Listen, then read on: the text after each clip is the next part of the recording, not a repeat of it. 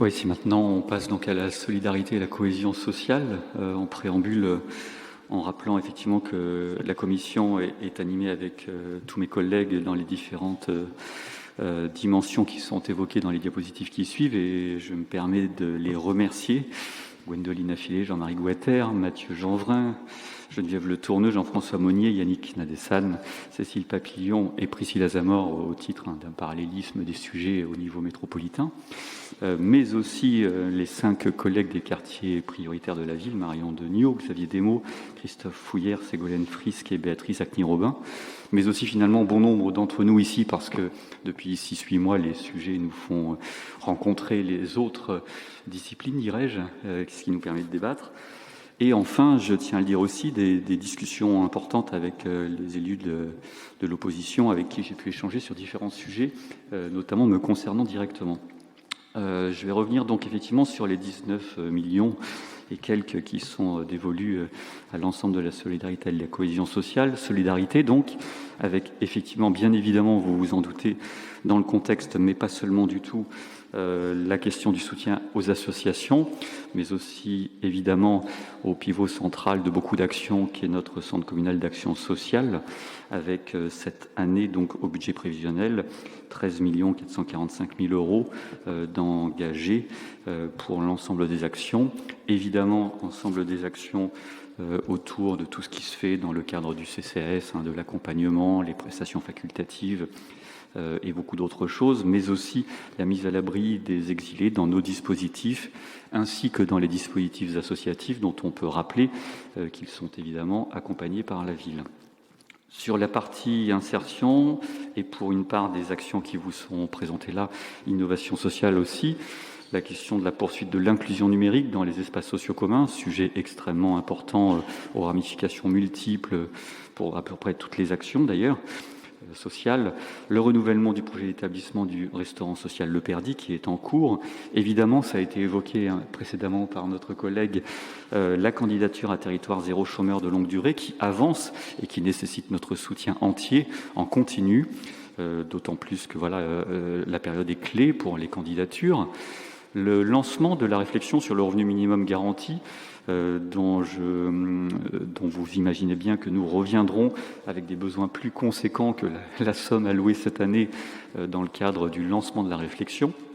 Si on évoque maintenant aussi quelques actions, et vous me pardonnerez ce catalogue, autour de l'habitat, 2 actions sont principalement évoquées là, la simplification du parcours de l'usager qui représente beaucoup de travail,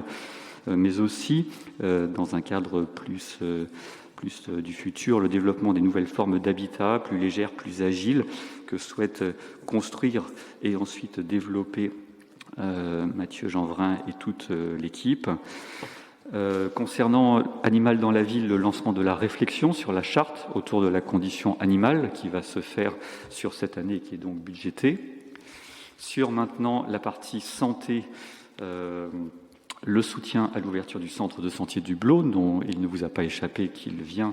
effectivement d'ouvrir et qu'il va s'agir d'accompagner et que l'on accompagne, le soutien aux actions de prévention et réduction des risques dans le contexte Covid et la mise en œuvre enfin, pour prendre quelques exemples bien sûr, des propositions issues de la mission 5G qui va nous occuper dans quelques minutes ou plus. Concernant les personnes âgées et les actions en faveur des personnes âgées, va débuter la 2e phase de travaux de la maison des aînés et des aidants. Se pose aussi, côté budget, l'accompagnement de la réflexion sur les EHPAD hors les murs, qui sont un engagement important que nous avons pris, mais aussi des expérimentations, notamment des actions autour du sport et de l'équilibre physique, donc avec les actions faire du sport en vieillissant. Côté handicap encore, on peut évoquer dans le cadre de notre budget 2021 la semaine locale du handicap et l'installation d'aires de jeu inclusives dans les parcs, qui est un enjeu extrêmement important et qui nous tient à cœur, bien sûr. Sur le contrat de ville, évidemment, il s'agit de maintenir et de développer les conventions pluriannuelles autour de bon nombre d'associations qui ne sont pas toutes listées, bien sûr, sur la diapositive. Et par ailleurs, de renforcer, nous en avions d'ailleurs déjà parlé depuis le début d'année, les dispositifs adultes relais, excusez-moi. Avant-dernier paragraphe sur l'égalité femmes-hommes et la lutte contre les discriminations. Le budget est orienté autour, d'une part, de la réactualisation du plan d'action à partir, bien évidemment, des éléments de bilan qui sont régulièrement dressés. La poursuite du plan de lutte contre les discriminations qui se poursuit jusqu'à 2023 et qui contient un certain nombre d'actions qui doivent être évidemment budgétées sur l'année en cours, mais aussi les 2 suivantes. Et enfin, parmi bien sûr d'autres choses, la définition des besoins sur le projet qui est aussi inscrit de lieu d'accueil pour les femmes victimes de violences. Pour terminer enfin, évidemment notre dispositif Sortir, avec la question autour des actions de promotion du dispositif et de développement de l'accompagnement social et de la médiation culturelle, tout particulièrement, bien entendu, au milieu du maintien du budget autour de toutes les actions pour sortir, dont la ville de Rennes est un des principaux financeurs, mais pas le seul. Je vous remercie. Merci.